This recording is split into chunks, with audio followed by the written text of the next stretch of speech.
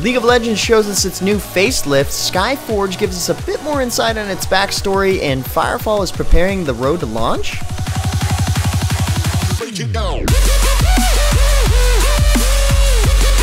What's happening, guys? James Ballon here with MMOHuts.com with a quick weekly recap for MMO news and announcements of the week ending June 9th, 2014.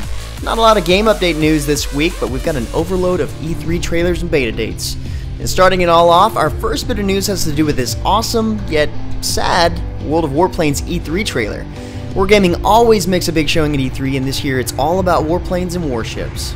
Update 1.4 hit for Warplanes this past week, offering players worldwide the ability to choose between the HD and SD versions of the game client, and experience new features including the first edition of the premium Tier 6 fighters, another revamped matchmaking system, 2 new maps, and even more graphics and interface improvements.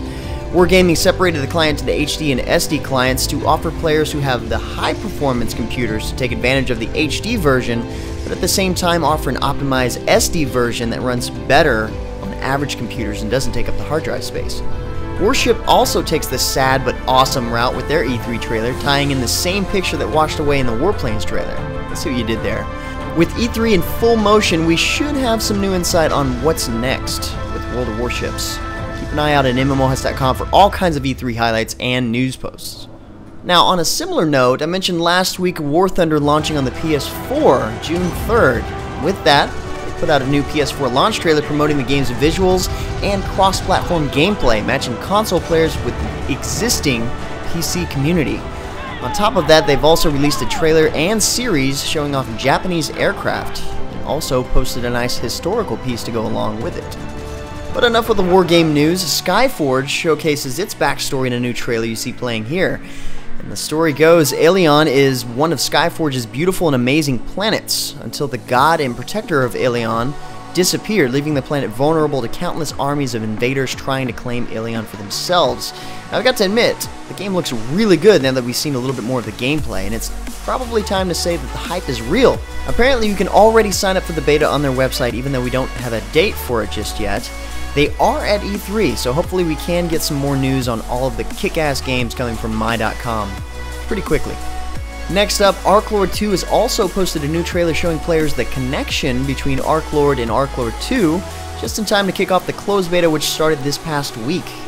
Webson's site has been a little bit buggy lately, but it still looks like you can hit up their Facebook in order to get a key in. Other than that, no real news. Webson did mention that closed beta players will receive a special gift when the game goes into open beta, which may suggest that it won't be long before it does. And speaking of open beta, Snail Games has announced that Black Hole Online will enter open beta on June 20th, with early access starting on the 17th, allowing players to download the game and access character creation. A couple of changes have come to the open beta patch so far, essentially optimization adjustments and balances. No word on whether or not players will be able to access the 2 other races that we didn't get a chance to see in the closed beta, but for those accessing the game 3 days prior to the open beta, you can get some exclusive in-game items. Plus, Snail Games announced the Black Gold Online Premium Conquerors Edition that is now available for pre-order. Check out the link in the description below for more details. Also last week, Perfect World Entertainment announced the closed beta for Swordsman Online with the new trailer you see here, showing off the environment and other visual details, the various schools along with their fighting styles and skill effects, and of course, Wuxia parkour goodness. You can probably still pick up a key at several different places, and we might even have a giveaway coming up real soon at MMOHuts.com. Otherwise, if you have a key, the closed beta starts on June 16th. Next up, Riot showed off some really impressive updates to Summoner's Rift in League of Legends last week. The visual updates look pretty sweet if you ask me. They kept that League of Legends contrasty and brighter champion colors look it's always have, but they've livened it up even more with huge depth in the background and really awesome entrance animations to the jungle creeps. Even textures in the water look amazing. When you compare this new footage to League of Legends early beta or alpha, you can definitely see the huge changes that have been made to the game over the last several years. And Riot has also mentioned that the new design is going to run even better than it did before. Another game headed to open beta this week is FreeStyle 2 Street Basketball. This game brings in new features that will top the original FreeStyle. For those who didn't know, this game is a fast-paced MMO street-style basketball game with freedom of movement, a leveling system, and different skills, allowing you to customize your character just the way you want. You can download the client now and start playing on the open beta tomorrow, June 10th. Next up, a big surprise came in last week. Firefall popped in out of the blue with a Path to Launch blog. Yeah, you heard me right, a Path to Launch blog. Launch is a word I didn't think was in Firefall's vocabulary, but apparently here it is. Several months ago I mentioned that Red 5 was working on improvements for the progressions in the game and overall changes being made in time. This particular blog discusses the game's progression and itemization and how the team is aiming to simplify the progression system. For launch, you will no longer need to purchase your frame's mass, power, and CPU constraints. Instead, your frames will progress in levels just by earning XP. That's about as simple as it gets. Even though we don't have a specific date yet, like I said, they use the word launch, so we know it's coming. On a similar note, many of you guys already know that Defiance is now free to play, now safe for your wallet. According to the press release, a new trailer from Tryon. The trailer is actually really good.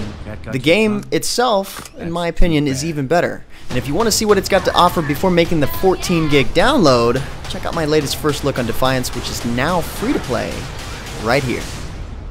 Next up, Loadout is making its way to the PS4, bringing the hilarious and super gory action straight to the living room for the whole family to enjoy the twerking and teabagging.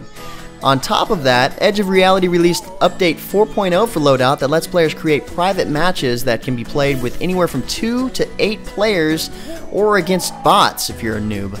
The update also adds in a better matchmaking algorithm, new character parts, multiple bug fixes, and a new map called Calm Tower that's focused heavily on verticality. And with that, another kick-ass free-to-play game heads to the PS4. Seems like they know where to gather. Last week, we also saw a game that we've been watching for quite a while step right back into the light. Skara, The Blade Remains, is preparing its road to launch. The game works on the Unreal Engine 4 and is focused around fighting with accuracy, combos, and of course cool fatalities. The battle requires teamwork, going up against up to 15 other players at one time. It's an interesting looking title to say the least, and the developers announced the game is free to play, so we can expect to see it on Steam Early Access sometime in July. Check out the news post at MMOHuts.com for more details. And finally, for our last bit of news, OG Planet announced the first beta test for Dizzel, a visceral hardcore action shooter with gameplay like Gears of War and fatalities like Mortal Kombat. The beta is going to feature multiple game modes such as Predator mode, where players become an unstoppable force with a giant katana slicing their way through enemies. Plenty of game modes, plenty of action, no matter what type of shooter fan you are. You'll be able to check out this game on June 20th. But anyway, guys, that's about all the MMO news and announcements for this week. Stay tuned for plenty more coverage from E3 coming in real soon. For more information about the news and the recap, check the links in the description below or head over to MMOHuts.com/news for even more MMO news. Feel free to discuss the news in the comments below or head over to MMOHuts.com/forums. Until next time, guys, that's going to be it for me. I'm James Blonde. See you out there, gamers.